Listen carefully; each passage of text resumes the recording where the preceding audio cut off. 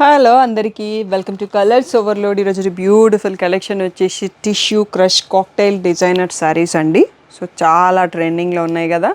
So ఎప్పటికప్పుడు support చేస్తూనే ఉన్నారు. మళ్ళీ మోడల్స్లో కొత్త మోడల్స్ వస్తున్నాయి, కొన్ని న్యూ ఆల్రెడీ ఉన్న మోడల్లో రీస్టాక్ అవుతున్నాయి.